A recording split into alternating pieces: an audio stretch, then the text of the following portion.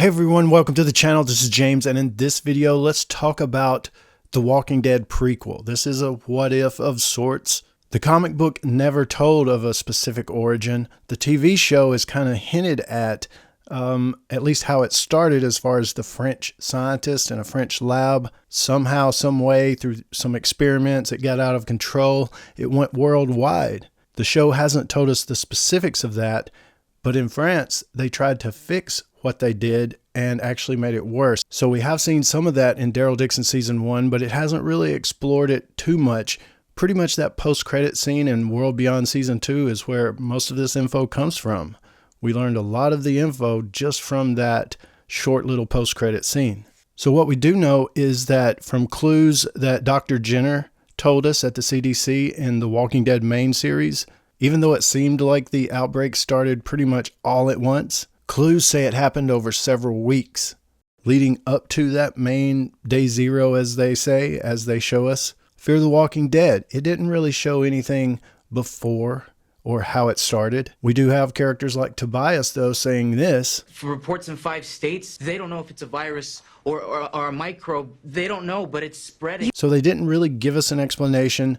They may still pursue this further, show us some more stuff in Daryl Dixon season 2 or 3. We may find out some more stuff. There may be another The Ones Who Live or another series that kind of tackles that issue a little bit, or they may just leave it vague and not really tell us much. So in this video, I want to tell you that story. I want to start a few years before. And this is based on some things that the creator of The Walking Dead, Robert Kirkman, has said over the years. He's teased aliens several times. He's even added some bits in the comic, like little extra pieces showing aliens did come.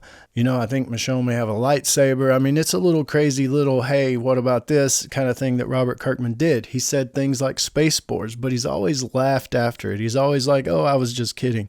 He's never been serious. Totally serious, even when he said space spores.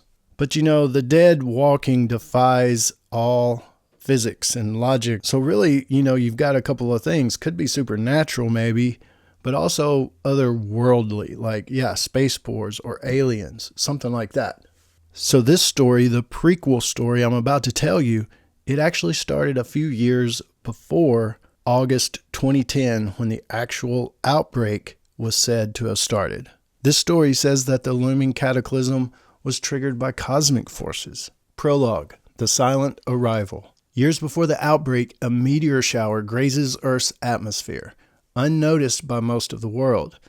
Tiny alien spores, hitching a ride on this meteorite, disintegrate in the atmosphere, releasing microscopic particles into the air. These spores, carrying a dormant virus, are harmless on their own and integrate silently into the Earth's biosphere, eventually being inhaled or ingested by every living person.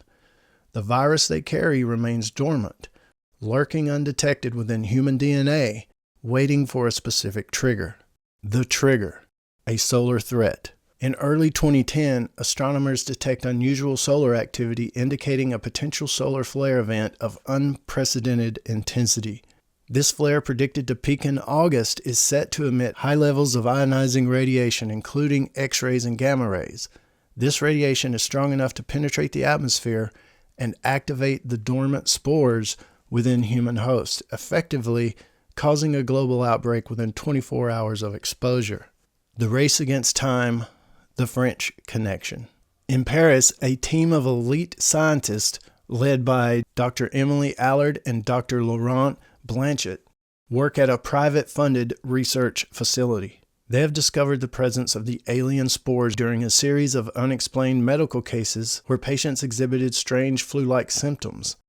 The team found that the spores, which will become known as the virus, were in everything. They tried to understand their origin and potential effects. The doctors ended up linking the spores to a non-Earth origin, that they arrived via meteorite. Being private funded, they thought they can take this to another level as far as selling it to government or military or coming up with new technology from it, maybe new medical advances. These doctors had tried different things. What happens if we do this to these molecules we found?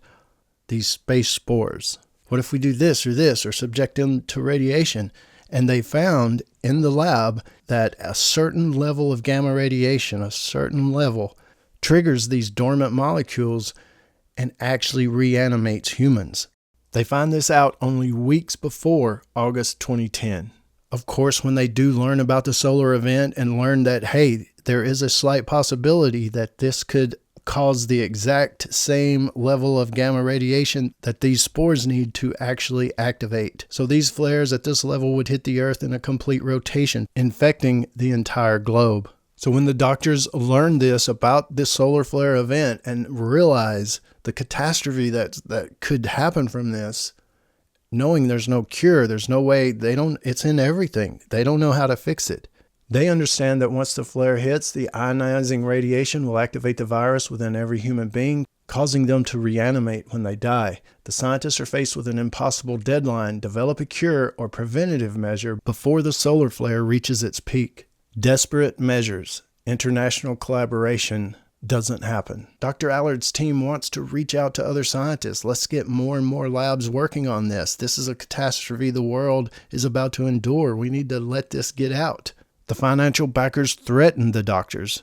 Finally, a government official is brought in and agrees with the financial backer. We need to keep this within this country, within ourselves. This could be huge. We don't want to just give it away to other people. The chances of that solar flare event actually causing the spores to trigger, to activate, is a very small percentage chance. So it comes down to just a couple of people that really prevent a global effort to find a solution. But Dr. Allard and Dr. Blanchett, they keep working. They are able to bring in one doctor from Japan, Dr. Sato. Dr. Sato agrees that the world needs to know about this, as each attempt at a cure fails and time is running out. The final hours, Dr. Allard's revelation. With just days remaining before the solar flare, Dr. Allard makes a breakthrough. He discovers that the spores respond to a specific frequency of radiation that can neutralize them temporarily, delaying their activation. However, this solution is not practical on a global scale due to the vast infrastructure required. But Dr. Allard happened to be working alone that evening and was mysteriously killed in a car crash that night. Dr. Blanchett, desperate and out of options, decides to focus on a different approach, a rapid response communication plan to alert the public about the impending danger and provide instructions for makeshift shelters that can shield people from the flare's radiation. Unfortunately, bureaucratic red tape and the sheer scale of the crisis makes it impossible to reach everyone in time. The outbreak, August 2010. It was early August when the solar flare reached its peak. As the high-energy radiation bathes Earth, the dormant virus within humans is triggered. Within hours, the first signs of the outbreak appear. People across the globe start reanimating shortly after their death. It's sporadic at first, but chaos erupts as governments and emergency services are overwhelmed by the sudden and massive wave of infections. Dr. Blanchett ended up bitten. In France, it seems many of the scientists and doctors were either killed by the undead or by some groups that realized they're the ones that started it. In a secret move, the government official allows certain scientific teams to travel to a few different cities around the world and test and see, is everyone really infected? But the dust settles and the world is transformed into an apocalyptic wasteland seen in the show The Walking Dead. Survivors like Rick Grimes, Carol, and Glenn wake up to a world where the dead walk, unaware of the cosmic and scientific events that led to their current nightmare. The audience, however, is now privy to the full story, the combination of alien spores and a rare cosmic event that triggered the downfall of humanity. This secret origin adds a layer of cosmic irony to the survivors' struggle, because they fight against an ancient extraterrestrial legacy unleashed by a rare alignment of the stars. But it's definitely really crazy to think about how much bigger of a story this could be if they wanted it to. It could be man-made as far as the French labs in the TV show. It may not ever tell us. Maybe they were working on a meteorite in the TV show. They'll say the French people found a meteorite. It had these space spores in it. There's definitely a lot of open possibility.